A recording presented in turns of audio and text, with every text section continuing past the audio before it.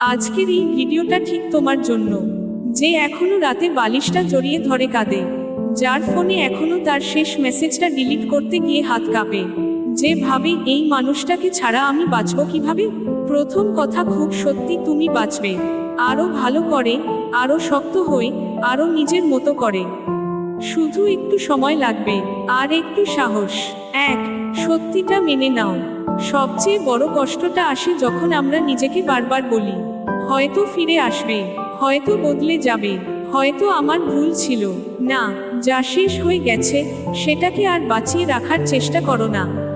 এটা একটা অধ্যায় ছিল, সুন্দর ছিল, কষ্টও দিয়েছে, কিন্তু এখন সেই বইয়ের পরের পাতায় যাওয়ার সময়।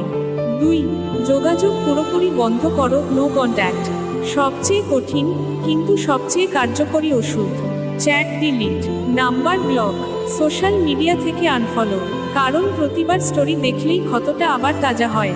নিজেকে এই কষ্ট দিয়ে আর শাস্তি দিও না। তিন, নিজের জন্য সময় বের করো।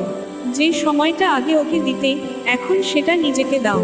ছোট ছোট জিনিস দিয়ে শুরু করো। সকালে 15 মিনিট হাঁটো, নতুন একটা গানের প্লেলিস্ট বানাও, জিমে যাও বা বাড়িতে ওয়ার্কআউট করো, পুরনো বন্ধুদের সাথে আড্ডা দাও, নতুন কিছু শেখো, রান্না, ডান্স, গিটার, যে কোনো কিছু। যখন নিজের জন্য কিছু করবে, আস্তে আস্তে বুঝবে, আমি তো একা নই, আমার সাথে তো আমি আছি। চার, কষ্টকে অনুভব করতে দাও, কিন্তু থামিয়ে রেখো না।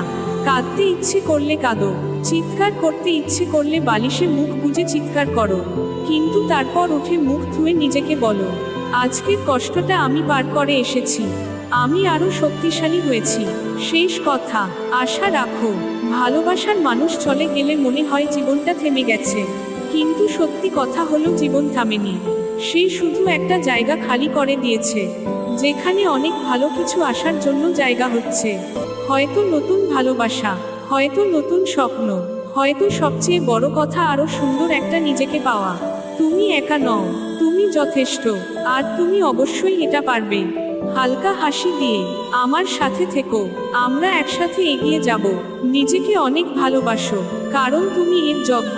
ধন্যবাদ। ভিডিওটা ভালো লাগলে চ্যানেলটি অবশ্যই সাবস্ক্রাইব করবেন। আর কি ধরনের ভিডিও দেখতে চান অবশ্যই কমেন্টে জানাবেন। Thanks for watching.